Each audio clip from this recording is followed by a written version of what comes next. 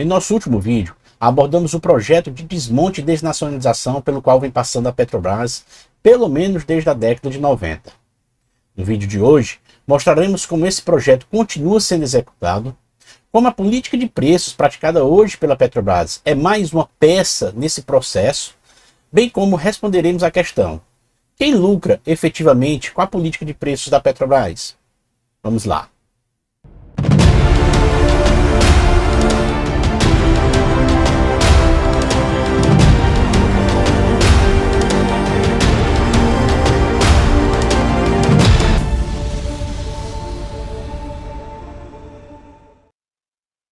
Olá, camaradas, sejam muito bem-vindos ao Dimensão Estratégica, um canal que aborda os principais assuntos relacionados à economia política, soberania e estratégia nacional.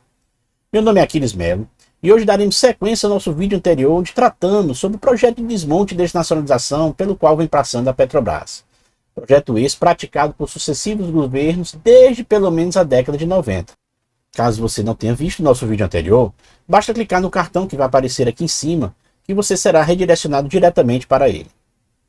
Nessa segunda parte do nosso vídeo, vamos desvendar do que se trata essa tal política de preços de paridade de importação da Petrobras, a famosa PPI. Iremos apresentar como esta é calculada, os reais motivos que levaram à sua escolha e quais são os principais grupos de interesse por detrás de sua manutenção.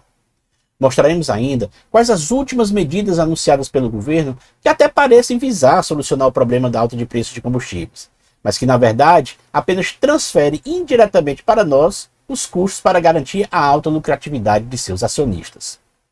Na primeira parte do nosso vídeo, nós mostramos como a Petrobras, pelo menos a partir de 2015, sofreu um forte processo de perda de valor de suas ações como consequência da Operação Lava Jato. Lembremos ainda que a Petrobras possui em seu corpo acionário diversos acionistas privados, sendo estes em sua maior parte estrangeiros. Os impactos econômicos da desvalorização da Petrobras fez com que diversos fundos de pensão em diversos estados americanos entrassem judicialmente em 2015 contra a Petrobras na justiça americana, alegando os prejuízos causados em decorrência da desvalorização da empresa, consequência tanto dos crimes ocorridos envolvendo alguns de seus diretores, bem como pela própria forma delituosa da condução da própria Operação Lava Jato. Sim, não podemos deixar de lado a participação criminosa da Operação Lava Jato nesse processo, tanto por meio de seus procuradores, bem como pela figura central do juiz Sérgio Moro, esse com estreitos laços com o governo norte-americano. Essa operação, vista por analistas como o maior escândalo judicial da história brasileira, foi um dos maiores crimes cometidos contra a soberania de nosso país. Mas isso vai ficar para um tema de um outro vídeo. Pois bem, em 2018, o governo brasileiro realizou junto à justiça americana o maior acordo envolvendo a empresa estrangeira no país, ao concordar em indenizar aqueles que compraram suas ações na Bolsa de Valores de Nova York entre 2010 e 2014. Foram pagos ao todo 2,9 bilhões de dólares. Só para termos uma ideia, a indenização oferecida pela Petrobras para encerrar essas ações nos Estados Unidos é 6,5 vezes maior do que todo o dinheiro recuperado pela Lava Jato até 2018.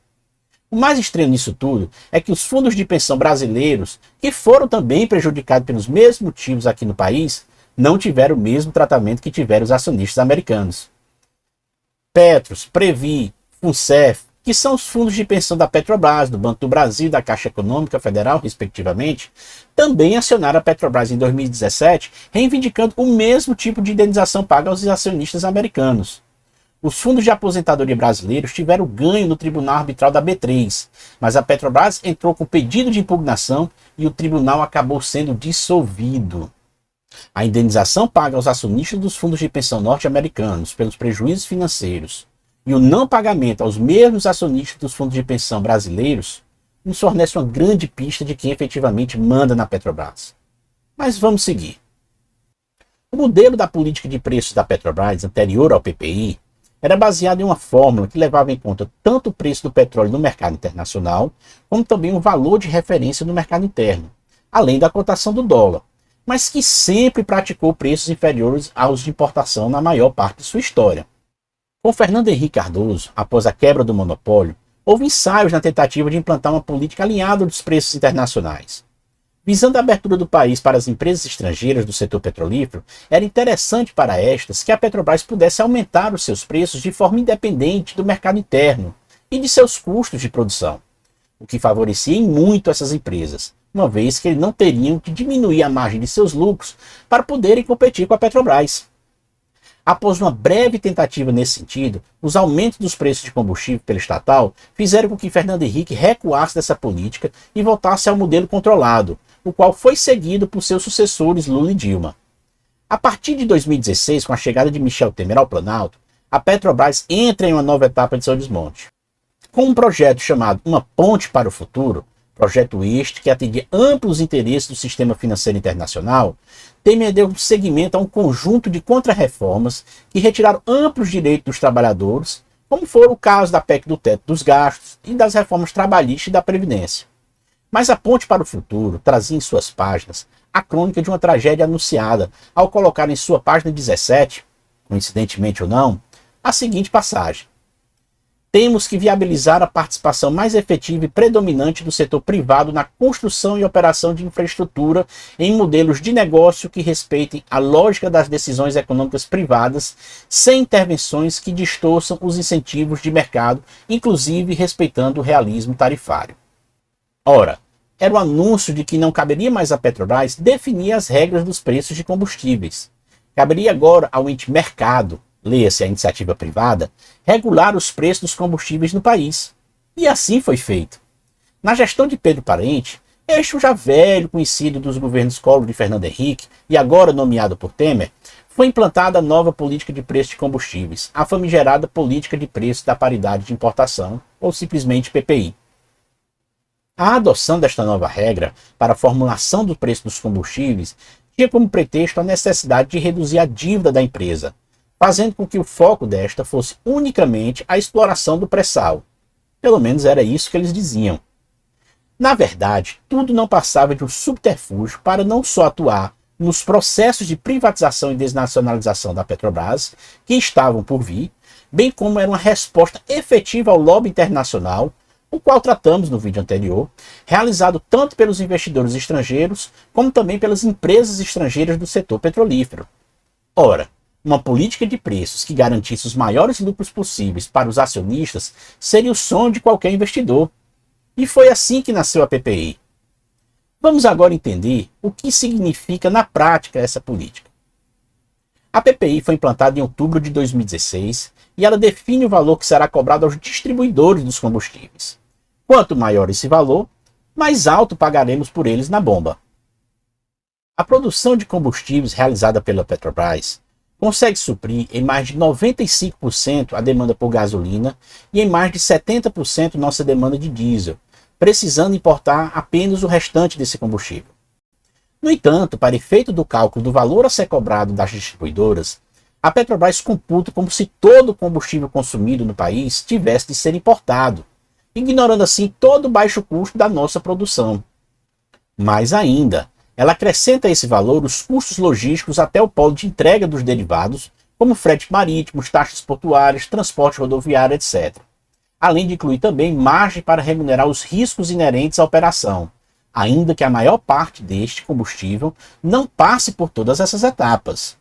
Ou seja, a Petrobras retira petróleo do Brasil, paga impostos em reais, tem seus custos pagos em reais, paga seus salários em reais, mas cobra do consumidor como se todo esse combustível tivesse vindo de fora do país, como se estivéssemos importando todo esse combustível. Pior, tudo isso pago em dólares. O efeito desse alinhamento dos preços da Petrobras ao mercado internacional é que ele associa a dinâmica de preços não aos custos realizados no mercado brasileiro, mas sim ao comportamento e flutuações dos preços internacionais dessa commodity.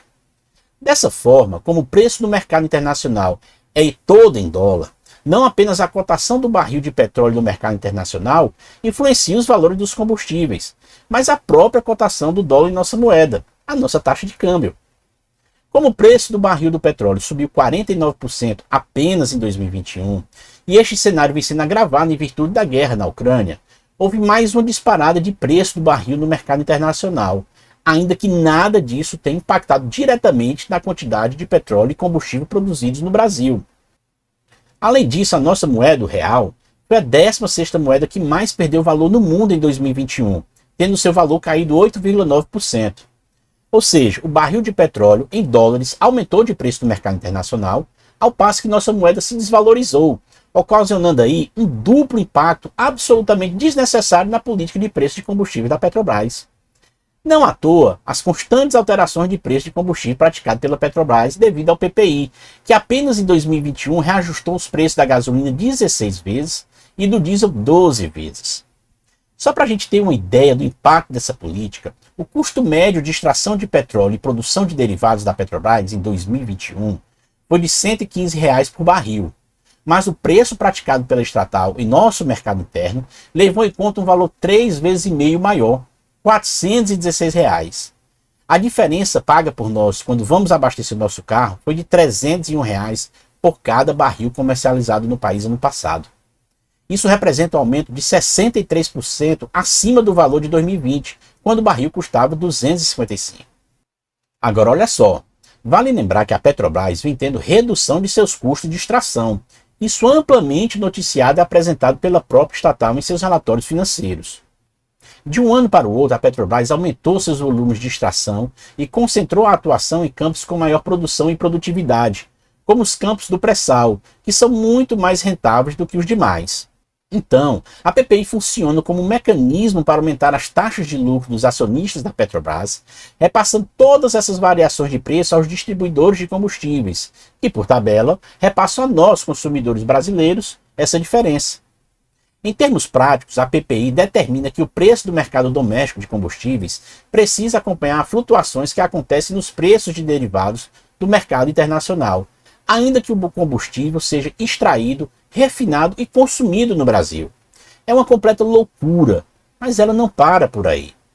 A política adotada pelo governo Bolsonaro para a Petrobras vem reforçando uma política de exportação de petróleo amplamente estimulada para proporcionar uma alta lucratividade aos acionistas da empresa, bem como para atender a pedido dos Estados Unidos. Lembrando que isso implica no esgotamento precoce das nossas reservas. Paralelo a isso, um amplo programa de desinvestimentos vem sendo realizado na empresa para facilitar o seu processo de privatização, e isso tem impactado diretamente nessa capacidade de refino. Em 2021, a estatal investiu cerca de 47,3 bilhões, menos da metade dos 101 bilhões que foram pagos aos acionistas em virtude de dividendos. Uma política de exportação aliada a uma política que prioriza o pagamento de dividendos só pode resultar num valor de combustível muito mais caro. Para termos uma ideia dos efeitos dessa falta de investimentos, nós importamos apenas 5% de nossa gasolina, mas precisamos importar 25% de nosso diesel. O país do biodiesel não consegue suprir suas necessidades internas de consumo. A adoção dessa política de preço, associada aos desinvestimentos realizados, ambos sustentados por Bolsonaro, resultaram numa paralisia dos investimentos necessários em refino, abrindo espaço às importações. Não à toa, enquanto a produção de petróleo disparou depois do início da exploração do pré-sal, com aumento de 53% entre 2010 e 2021, a produção de gasolina e diesel cresceu apenas 5,4% nesse mesmo período. Viramos um país autossuficiente em petróleo, ao passo que perpetuamos nosso subdesenvolvimento ao mantermos nossa dependência externa de combustíveis nesse setor estratégico. E isso é apenas um aspecto da política de privatizações e desnacionalização tocada pelo governo Bolsonaro. A PPI cumpre uma função primordial para o processo de privatização ao tornar atraente nossas refinarias a compradores internacionais. O petróleo extraído pela Petrobras é repassado às refinarias cotado em dólar. Assim, a refinaria compra o petróleo da Petrobras a preço internacional, com todos os custos de extração estando em reais. O saldo é um combustível bem mais caro. Mas a quem interessa isso? A quem isso está favorecendo? Não podemos esquecer que desde 97, com a lei do petróleo aprovada durante o governo Fernando Henrique, o capital privado pôde atuar no setor de refino. Mas você saberia dizer quantas refinarias foram construídas pelo setor privado desde então? Eu respondo para você, nenhuma, zero. É muito melhor para a iniciativa privada deixar o governo realizar os investimentos necessários, correr todos os riscos do empreendimento, para após a instalação e funcionamento das refinarias, ela escolher aquelas mais lucrativas para o seu portfólio. O discurso adotado pelo governo é o de que o estabelecimento da política de preços de paridade de importação atrairia outras empresas, promovendo a competição no setor, o que levaria os preços para baixo. Vã ilusão liberal. O mercado mundial do petróleo funciona como um cartel a favor da alta lucratividade. Apenas como exemplo, podemos citar o caso da refinaria de Landulfo Alves, a RLAM, a qual nós comentamos sobre sua privatização no primeiro vídeo. Após ser vendida para o grupo árabe Mubadala, os preços não caíram, ao contrário, estão maiores que os praticados pela própria Petrobras. A gasolina, o diesel e o gás de cozinha produzidos pela Selem, que é a empresa energética do grupo Mubadala, são os mais caros entre todas as refinarias do Brasil. O discurso liberal de que a concorrência nesse setor faria os preços despencar é mera ideologia vendida como ciência e propagado pela grande mídia e por esses novos jovens liberais que possuem lá suas relações com o mercado financeiro. Que a PPI é um mecanismo de espoliação de nossos recursos estratégicos, acredito que ficou claro. Sabendo disso, vamos agora analisar quem realmente manda na Petrobras, quem realmente está ganhando muito dinheiro com essa nova política. Bem, a composição acionária da Petrobras nos mostra que a União mantém o controle acionário em razão de possuir 50,30% das ações ordinárias, que são aquelas ações que dão direito a voto.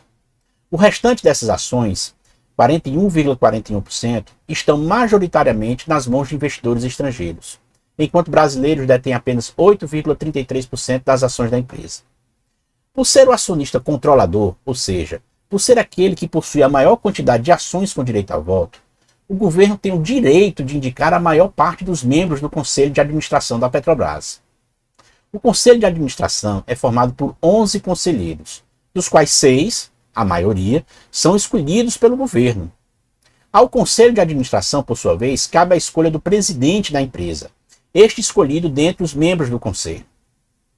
Como a maioria do Conselho é de representantes do próprio governo, acaba sendo decisão do governo definir o presidente da empresa. Caso o Conselho não aprove o nome indicado para a presidência da empresa, o governo possui ainda a prerrogativa de destituir todo o Conselho e convocar uma nova Assembleia Geral dos Acionistas para a formação de um novo Conselho. Lembrando que, novamente, o governo teria ainda direito à maioria das cadeiras. Ou seja, a definição da política estratégica a ser realizada pela Petrobras, incluindo aqui a política de preços que será praticada, é uma determinação estratégica do acionista majoritário, ou seja, do governo. Nesse sentido, a decisão de manutenção ou alteração da PPI é uma decisão política e não meramente técnica a ser tomada. É por isso que o discurso repetido pelo governo de que não pode intervir na Petrobras é falso, é mentiroso.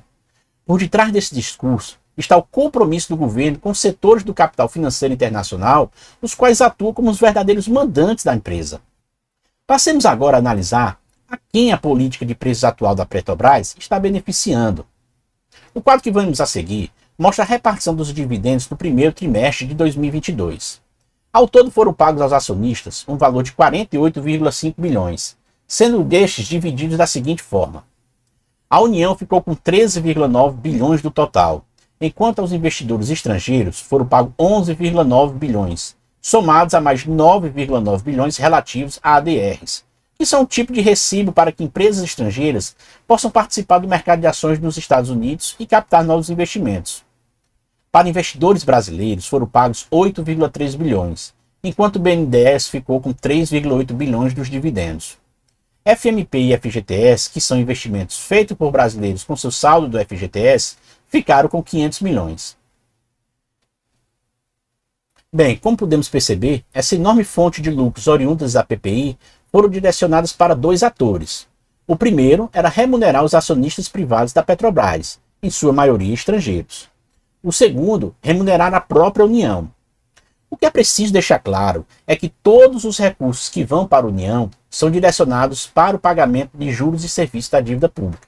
Ou seja, enquanto o governo aprovou no Brasil uma PEC do teto dos gastos que retirava bilhões da saúde e da educação e uma reforma da Previdência que também retirou diversos direitos dos trabalhadores brasileiros, ao mesmo tempo implantou uma política de preços de combustíveis para ajudar a financiar a dívida pública e as aposentadorias dos fundos de pensão norte-americanos que investem na Petrobras. É um mecanismo absurdo de transferência de riqueza e de destruição de nossa soberania. Mas você está pensando que para por aí? Para não. Vejamos. No início do mês, Bolsonaro anunciou uma proposta de limitação da alíquota de ICMS sobre bens e serviços relacionados tanto a combustíveis como gás natural, energia elétrica, comunicações e transporte coletivo, ao piso do imposto estadual, algo hoje entre 17% e 18%, e que foi sancionada agora no último dia 24 de junho. Essa lei tem como objetivo diminuir o preço tanto dos combustíveis como da conta de luz, e dessa forma conter a alta da inflação.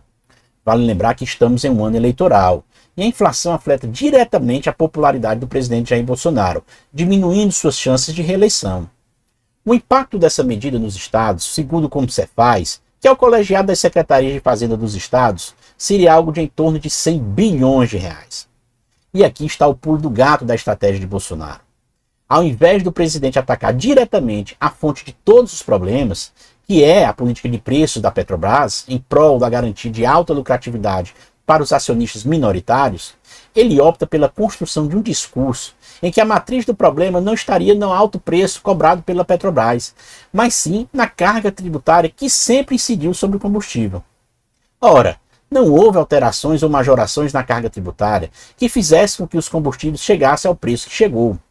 O elemento da composição do preço que teve aumento considerável nesse período foi o custo do combustível pela Petrobras. O que faz Bolsonaro aqui é jogar para os governos estaduais e indiretamente para a população os custos que deveria recair sobre os investidores estrangeiros. Procedendo assim, o governo opta por retirar recursos que viriam para a educação e saúde para manter intocados os lucros dos acionistas privados da empresa, bem como para manter um preço favorável para essas empresas. Procedendo assim, o governo opta por retirar recursos que viriam para a educação e saúde para manter intocados os lucros dos acionistas privados das empresas, bem como para manter um preço favorável para as empresas estrangeiras do setor de petróleo. Ou seja, vimos no primeiro vídeo da série que o próprio Bolsonaro em live reconheceu e denunciou essa política de preços praticada pela Petrobras como um assalto ao país, de forma a sustentar pensões dos Estados Unidos. A proposta apresentada por ele, no entanto, não altera em nada essa dinâmica. Ao contrário, ela não só mantém imexível essa política, como aprofunda com mais recursos sendo tirados da população para compensar o lucro desses acionistas privados. Enfim, o projeto de desmonte e desnacionalização da Petrobras segue firme e forte desde a década de 90. Como afirmei anteriormente, trata-se de um projeto, uma construção articulada por diversos governos da República, onde cada um destes deu importantes passos para o alcance desses objetivos. O único caminho para a redução dos preços dos nossos combustíveis é através da retomada do controle desse recurso estratégico, que é o petróleo.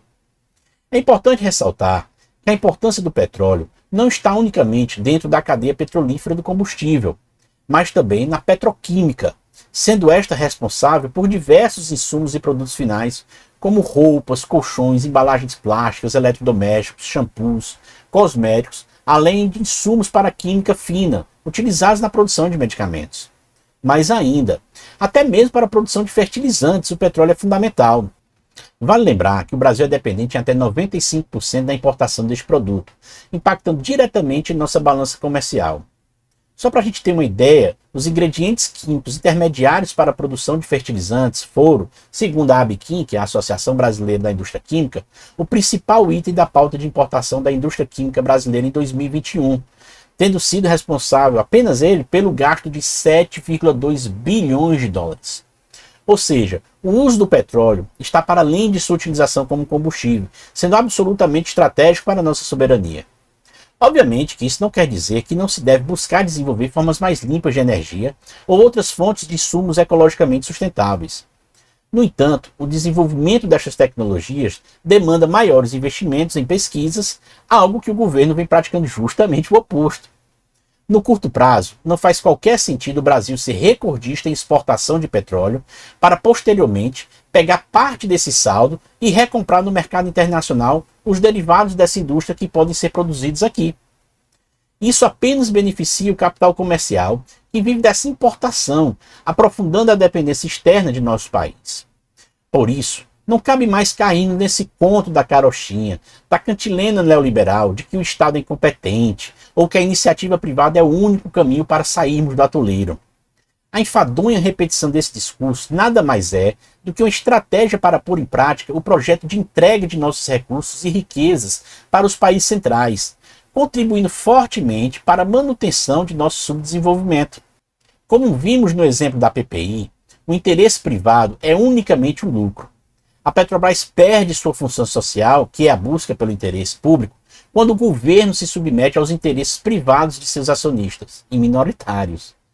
Nesse sentido, é imperativo que o Brasil reestatize a Petrobras e suas subsidiárias privatizadas, bem como nacionalize a exploração e refino de petróleo e gás sob forma de um monopólio estatal. Basta das nossas riquezas continuarem escorrendo para fazer fortunas do outro lado do planeta. Basta deste projeto que vem abrindo mão deliberadamente do controle dos nossos recursos naturais estratégicos. O lema "o petróleo é nosso" nunca esteve tão atual. Ou lutamos pela nacionalização deste setor, ou estaremos condenados a conceder a outros países aquilo que já foi chamado de nosso passaporte para o futuro. Ficamos aqui com as palavras de Bercovitch e Augusto Costa, que escreveram o seguinte texto: a nacionalização ou reestatização dos setores estratégicos para a superação do subdesenvolvimento, como petróleo, energia, água e recursos minerais, é um desafio histórico que se faz necessário se quisermos aproveitar esta que talvez seja a última chance de termos condições efetivas e concretas para superar o subdesenvolvimento. Se você gostou de nosso vídeo, deixe seu joinha e não esqueça de compartilhar o vídeo com os amigos e se inscrever no canal. Ative o sino de notificações para ser avisado quando um novo vídeo for publicado. Aproveite também para comentar quais outros vídeos vocês gostariam que fossem tratados nesse espaço. Nos encontraremos em nosso próximo vídeo. Até lá!